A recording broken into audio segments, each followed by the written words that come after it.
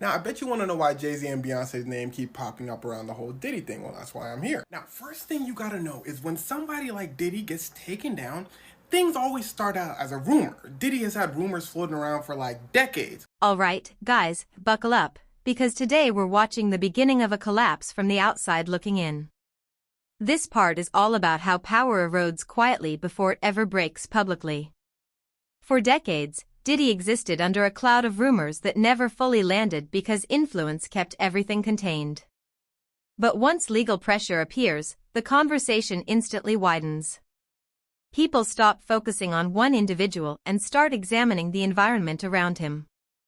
That's how other names enter the narrative. Not through accusation, but through proximity. In industries built on silence, closeness to power becomes a liability when protection fades. This opening sets the tone. Once fear replaces confidence, nothing stays isolated.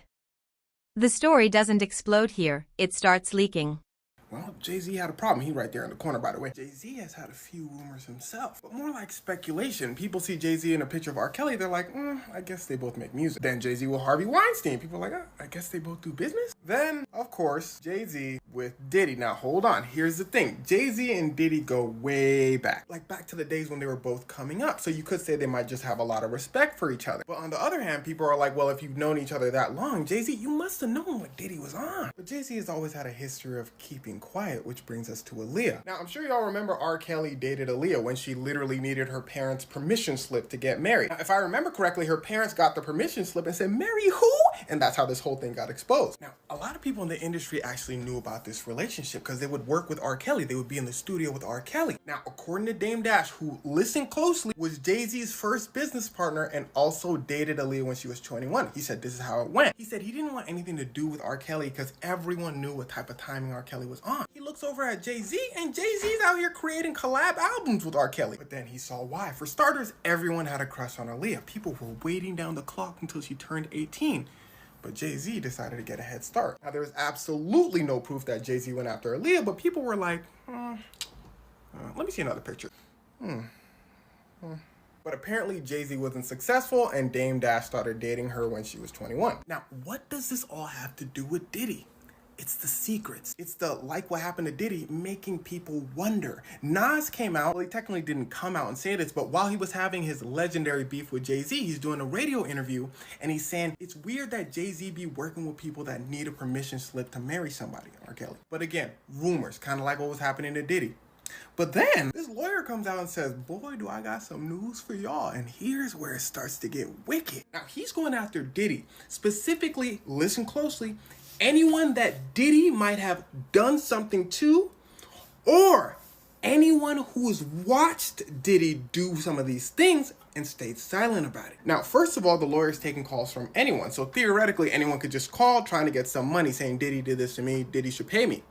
But in the lawyer's defense, I'm sure he's looking for people with proof. Honestly, I don't know him. He could be trash. Anyway, what he said next is what got people interested. He said, and I got some names. He said some wild names. Some names that will blow your mind. He's selling this. He's saying, yo, y'all finna wild out when you hear these names. I'm not gonna say it now, but y'all finna wild out. So people are like, Now, in Beyonce's case, it's just because she's married to Jay-Z and she's been in the industry for like 20 years. People are like, you must have known something. But that's all people have. Now, in Jay-Z's defense, he's famously all about the money. As far as we've seen, he's always been around Diddy for like a public event or when money's involved. And the same could be said for all the other people he was around. He could have thought, oh, R. Kelly's huge right now. Let me do an album with him to boost my name up. Many people have come out saying Jay-Z is a cutthroat businessman, kind of like Bill Gates, who I actually think is a sociopath, but that's a story for another day. And cutthroat businessmen will cross any line and work with anyone to get what they want. Because at the end of the day, to them, it's just business. That being said, that doesn't make this a good thing. That's why Jay-Z can still be prosecuted for watching crimes happen but not saying anything about it. But at the end of the day, as you probably know, Jay-Z is rich. He's not going to jail for that. It would need an insane amount of evidence, and even then, he would still probably get off.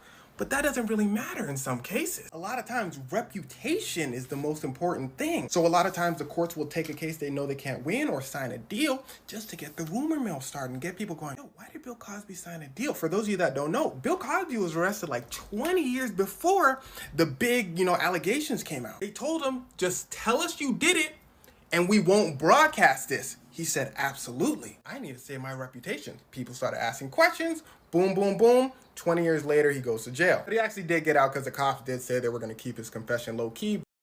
All right, guys, now we move into the part where history becomes uncomfortable. This segment isn't about proving crimes, it's about replaying old moments with new awareness. Collaborations that once looked normal now feel questionable under modern scrutiny. Jay-Z's past associations resurface not because of new evidence, but because silence itself is being reassessed. People aren't asking what he did, they're asking what he saw. When others distanced themselves, he stayed focused on business. That choice may have been strategic, but strategy doesn't age well when public values shift. The audience begins connecting dots, not drawing conclusions yet, just noticing patterns. This is where reputations begin to strain under hindsight. Tapping in with Puffy. I know you're not really tapped in, but what the last thing I saw was like a guy there. He was like, yo, he like pushed me into the truck. It really hurt. And he sodomized me. Like he sodomized me. I was like, yo, look, I could find other things to do for money. Did you see the video? I could find other things to do for money. But I'm not sure I can say that for money. Like somebody pushed me into a truck. How much is this guy trying to get? I don't know. Like it's a simple suit situation, but it's like 20 mil. I can say it. You still have to black his face out. You still have to mimic his voice because he's like, but his damn. voice wasn't even that different. And a little deeper. I was like, almost like, no, that's you, young buck. Yo, I almost felt like it was him. I almost knew who it was. You know what I mean? I was like, nah, that's Buck. You trying to get money right. Yo, you can't say that dudes are having sex with other dudes, bro. The internet might come for you. You can say sweet love. Yeah, you gotta say make sweet love. That's young buck breaking right there. Make sweet love. There's rules to rap beef now, bro. Not in your day. Well, I'm saying like, God, man, good. why is your homeboy so close to you when you come out of there? Look like you guys just made sweet love. I'm gonna say sweet love instead of anything that says. To me, that's better because they're gonna try to make it something else. You know what I mean? Yeah, that was smart. Like I didn't think about that. I say things that are borderline. Like I'm like, oh my God, you're in trouble. You? Like all the time. Because I just say. Nah, but you got close when he offered to take you shopping. Yeah, you see, Meek is in the same shirt. He's out there in the same shirt. This is not Photoshop. Shit. This is really happening. I'm just saying to you. No, stop it. Look, you set that up. Look, you set that up. He's in the same shirt. What do you mean he's in the same shirt? I obviously was not offended by what I was offended by. This is what I'm saying, bro. Like you go, I'm like, nah, it was odd. Like, this is some of the things that people say, like girls, guys may say to a girl, like, let me take a shot. See? Damn. They found it that quick. What do you think is happening in the middle? I don't know what is going on. Wow, there. they found Kendrick and Wifey. You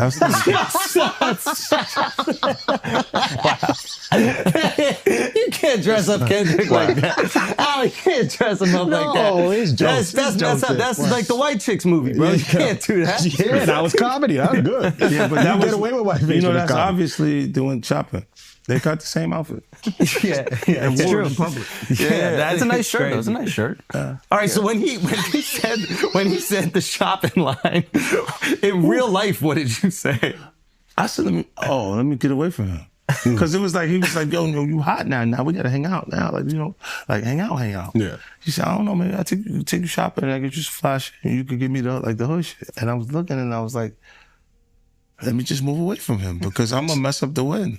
I always say to myself, it was someone's wedding? It was Chris Lighty's wedding. It was in Miami. Nori's there. Nori knows this because I looked at him like, yo. You heard what he just said, right? He's like, yo, certain things they let it go by because it's Puff. Like they would look, like he would say stuff, and it's like he wasn't like in the closet, he was like in the hallway. Now you see so much shit that you go, wait. No, this was visible. He was in the hallway. We saw the video. You see we saw that video. It comes out later. You're like, that's not the closet. That's the hallway. He didn't give a fuck. Like you can tell. All right, guys, this is where the temperature noticeably changes. A lawyer steps into the spotlight and introduces uncertainty into every corner of the industry. Claims of witnesses and unnamed figures don't need proof to cause panic. They only need possibility. The threat isn't just lawsuits, it's exposure. At this level, even implication carries weight. Beyonce's name enters the conversation here purely through association, not allegation, but association alone fuels speculation. Once fear spreads, logic often follows last. This section shows how quickly control evaporates when narratives escape private rooms. It becomes less about truth in this moment and more about who might get pulled into the light next. New York is dope, because when Fab, he was like, yo, Fab, we ain't party. Fab was like, nah, we partying tonight. He's like, no, like, but they did party. Yeah. And I'm like, yo, they let that one go? Like, I had to say something about it later, because I was like, oh, it was What did it feel like all these years, you being the only one calling this out? I look like I've been the crazy guy for a long They time. said you're a hater. They said You're a you're crazy. hater. You do this. Yeah, and now everybody's complaining. My ass is hurting. There's all this shit that's coming. 50, you can't make jokes about it. No. The internet might come for you, bro. All I'm saying It is, might come from you. you see it now. All of these complaints. People were damn, they were and pillaged. This was what was going on. Right? And what do I get for I went through years of a hater. You're a hater. You want this and that. I'm just watching. Like, I look at things and go, when you see the new lawsuit coming with Jay, the part with Jay, I go, oh, shoot. Like, then I think about it, I go, that had to be there. So when I was saying that he was missing, he just wasn't actively being out there because they was dealing with that. Wait, do you think there's truth to the Jay thing? There's no way. Know. Like that, look, you know what's like if you say, I have this thing where I'm conflicted when it takes you 20 years to remember something happened to you. Yeah. Okay. I don't know. I go also 10 years, 20 years later, that comes back. And it's like all of Puff's problems are coming from the ministers touching little boys. What you mean? The laws are the way they are because Because of the priests. the priests touching little boys. Oh. Why are they looking at me, bro? I That's just go to church. I just go to church, right? I have nothing to do with this. I have an alibi. That's why the laws allow him to go that far back. Turn away from you right there. I'm just a Catholic kid. You said you've been diddled, dude.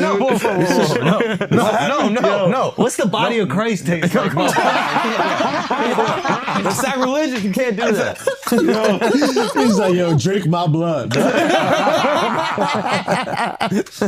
Yo, So it is crazy when after 20 years they come out. That shit is foul. But with Puffy, you were the only one saying anything for decades. yeah, because we had our own little thing. But you were the only. was Everybody your else thing? was scared. Huh? But everybody else is scared. So you think maybe this is a similar thing where everybody else is scared? I don't know what it is. I'm just I asking. think that they're scared.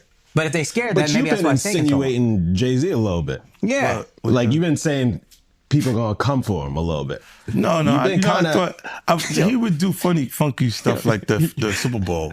Like, it was not okay for me to be at the Super Bowl. Oh, he tried to cut that. Yeah, he didn't want me to. Well, they worked to make like there was an issue with me in the NFL that doesn't exist. So he did the corporate way of Yes. trying to keep you down. I'm Oh, it's doing not it. me. It's not. It's them. And then when M says he's not gonna do it if I'm not there, then Let's go. Like, Yeah. yeah, you know, That's what But I'm what's talking your about. and Jay's issue? it's just competitive stuff. It's for the really music. just This is competitive. what I'm saying. When it gets past actual art, like actual music, and you're trying to block something that's in business, then it feels weird. It feels like we should be having beef. Oh, Okay. So I can that's the see that. behind the scenes thing that we don't see. It's Yeah. one thing when there's like people talking about each other in music, Yeah. but there's behind the scenes business deals that a guy is getting involved with on the side, and it's not like you're gonna go public and be like, they tried to stop my vitamin water. You know, this deal, and Yeah. you go, he said that to you, like. Okay.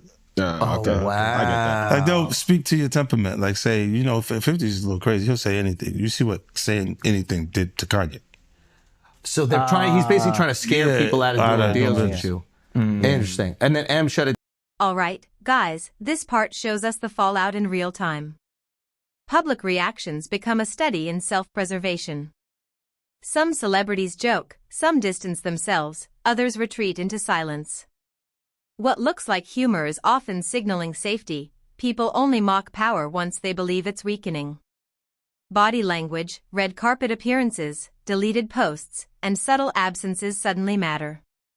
Every move is dissected because perception is now currency. Behind closed doors, crisis teams activate, lawyers intervene, and business relationships quietly pause. This isn't chaos, it's calculation. The industry realizes this story isn't just loud, it's dangerous. And danger makes people move fast. Z News. No, celebrities have been reacting to it as well. And I think a good place to start would be with rapper 50 Cent. Why? Why him? Because he has already been quite vocal during the Sean Combs legal saga. For instance, after the raids by federal agents on Combs' properties months ago, before his arrest, 50 Cent posted on Instagram, "Now it's not Diddy do it, it's Diddy done. They don't come like that unless they got a case." And he has posted several memes mocking Combs' legal troubles. He also shared a video from someone on social media that called Combs too freaky for society. And when Combs was officially arrested, he took to Instagram. He posted a picture of him and Drew Barrymore and wrote, "Here I am, keeping good company with at the Drew Barrymore show, and I don't have 1,000 bottles of lube at the house." Obviously a reference to the amount of lubricant and baby oil that prosecutors revealed were recovered from Sean Combs' properties. And in fact, I should also tell you that 50 Cent is reportedly working on a Netflix documentary about Combs' legal troubles. But when it comes to Jay-Z, what did he say?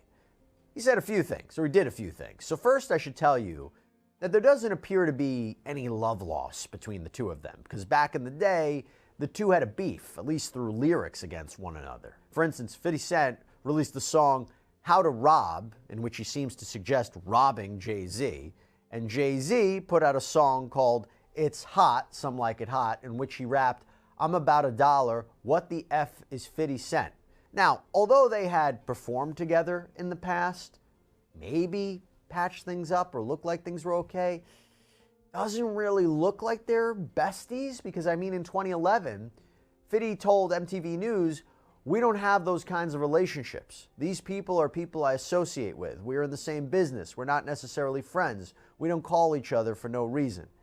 And I should tell you, if you had any doubt about their friendship, well, what did 50 Cent do just in the wake of this Jay-Z lawsuit? Well, he posted on Instagram a meme of him in a car with the caption, "Okay, I don't know what's going on, but are we going to still have the Super Bowl? Worried emoji?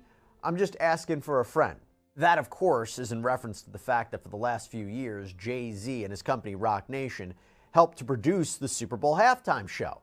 But he really wasn't done there, because you know how right after the lawsuit was filed, I mean less than 24 hours, Jay-Z, his wife Beyonce, their 12-year-old daughter Blue Ivy, and Beyonce's mom Tina Knowles attended the LA premiere of Mufasa, the Lion King. This is what we talked about in a previous sidebar. But now, in a deleted post on Instagram, 50 Cent wrote, "Jay said they said I raped a kid. Everybody get dressed, we're going to see Mufasa," seemingly poking fun at him for going to a movie premiere in the wake of these brand new allegations. Now, to be clear, Beyonce and Blue Ivy both star in that movie.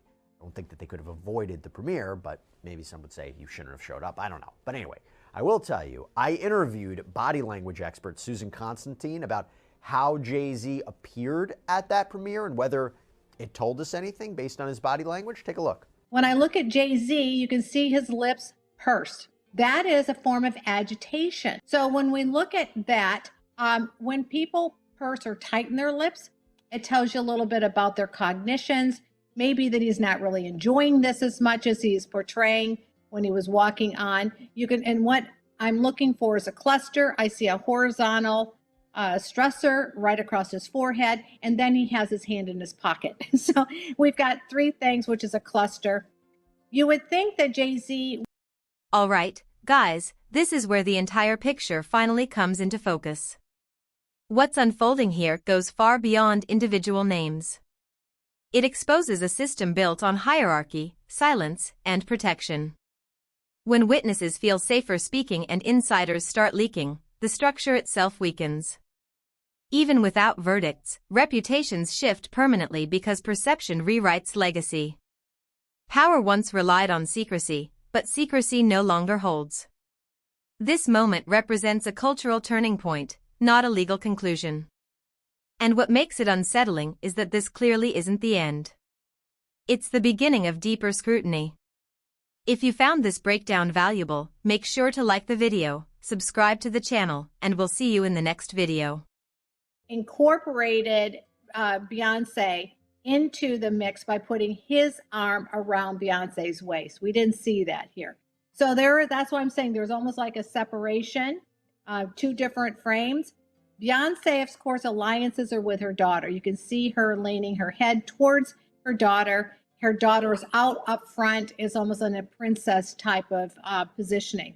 So overall, when I'm looking at this, the mannequin type of stance that Tina has, the agitation that Jay-Z is concealing. So what I mean by that, it's not an outward or expression. It's actually micro expressions of showing you what some of cognition might be. But going back to 50 Cent for a second, you know what else he apparently did? Because it didn't end there. He apparently posts an AI-generated video of Jay-Z and Sean Combs in tuxedos getting arrested by police with the caption, "I want to post this, but I'm afraid I'm going to get shot. LOL, laughing emoji." Now, one other thing I have to mention about 50 Cent before we go to other celebrities. So he sat down for an interview with personality Big Boy, and it happened this week, and he addressed a lot of this. He said, "I haven't had issues with Puff where I don't like him. I don't like things that he would do that make me uncomfortable." And in terms of Jay-Z, he said, "I just hope things are all right for him internally. I mean at the crib." Because in the statement they mentioned his daughter being old enough to, because she about 13, so it's the same age as these kids they saying he did something to. And he also said the damage is already done by the allegation itself. And he even claimed that the NFL regarding the Super Bowl show, quote, will fall back in light of this lawsuit and they won't necessarily be associated to that, meaning the NFL, they won't necessarily stick with Jay-Z. Now, in terms of what he said about Jay-Z's home life, he seems to be referencing Jay-Z's statement that was put out after the filing of this complaint.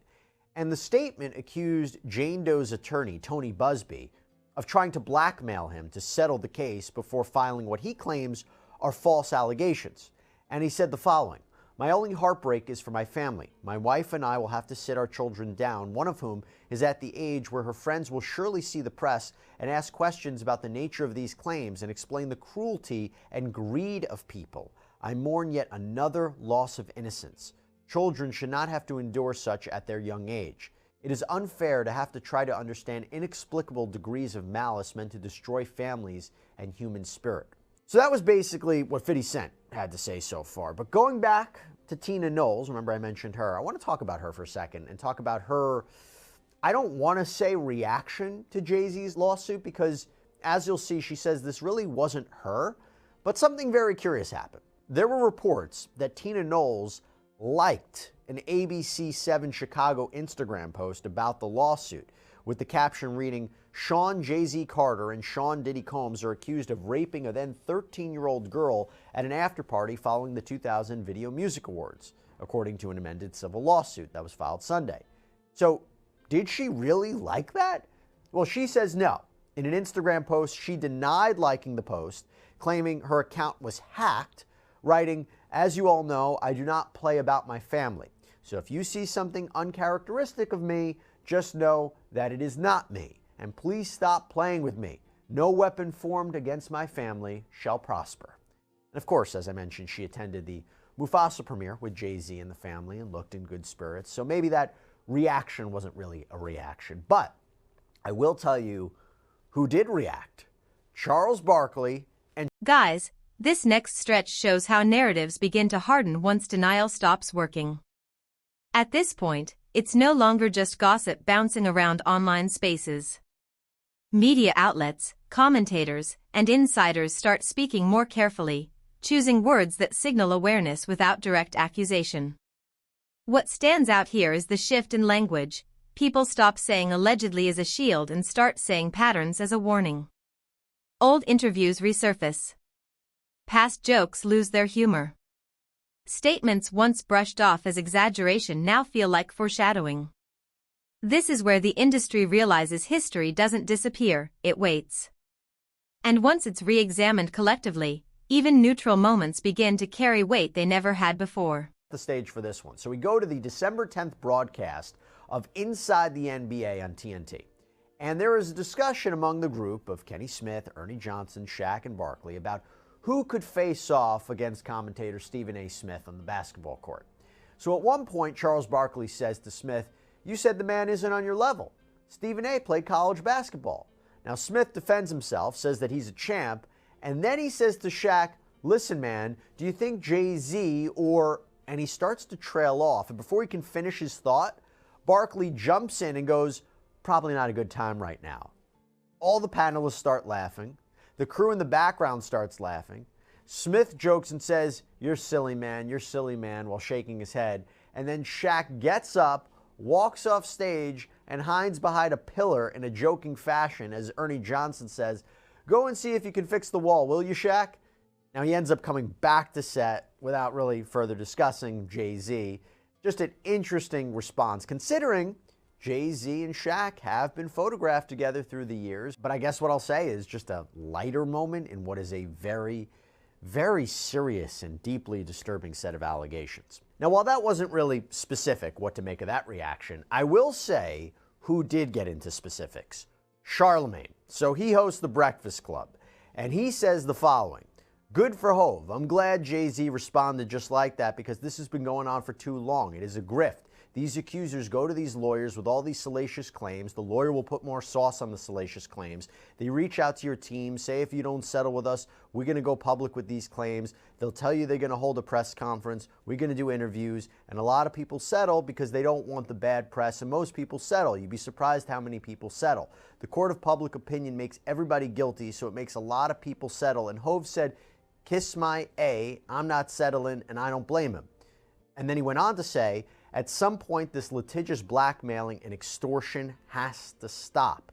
And he also added, what you hear is this, right? You hear the initial accusation, but you don't ever see when the case gets dropped. You don't see when the case actually gets dismissed. That is a really interesting reaction. I mean, seemingly, he's not believing Jane Doe's claims, or Tony Busby, at least as of now. And seemingly, he is praising Jay-Z and his lawyers' aggressive strategy. We've talked about this before. Jay-Z knew this lawsuit was going to be filed. He had that response prepared. He and his attorney have been actively fighting since this case got filed to get the case dismissed. And they've been arguing that Jane Doe should have to reveal herself. And to not do so is procedurally improper. They have even said the case should be thrown out. They've gone on the offensive, calling Busby's actions extortion and blackmail, criticizing him for sending a demand letter prior to him being named in the lawsuit. And apparently Jay-Z filed his own lawsuit against Tony Busby, accusing him of extortion and intentional infliction of emotional distress. Now, some would say that Busby didn't do anything wrong, that a demand letter is very standard practice. You send the demand letter to try to settle the case or go to mediation. That is standard practice. But if Jay-Z is saying these claims against him are false, and this was just an attempt to settle so he wouldn't be exposed, this isn't right, he says, and he's fighting it. I will say it'll be interesting to see if more lawsuits come out against Jay-Z, because I will say in his lawsuit against Tony Busby, he seems to indicate that Busby has accused him of misconduct, not just with respect to this Jane Doe. All right, guys, this final clip captures the moment silence becomes impossible. Too many voices, too many aligned stories, too many overlapping timelines force the conversation forward. Even those with nothing to hide feel the pressure to respond, because absence now looks intentional. The industry isn't reacting to proof alone, it's reacting to inevitability. Once scrutiny starts moving outward, no one knows where it will stop. That uncertainty is what fuels fear behind the scenes. What we're witnessing isn't a verdict, it's a reckoning with how power operated unchecked for years. And that reckoning is far from over. If you found this breakdown valuable, make sure to like the video, subscribe to the channel, and we'll see you in the next video.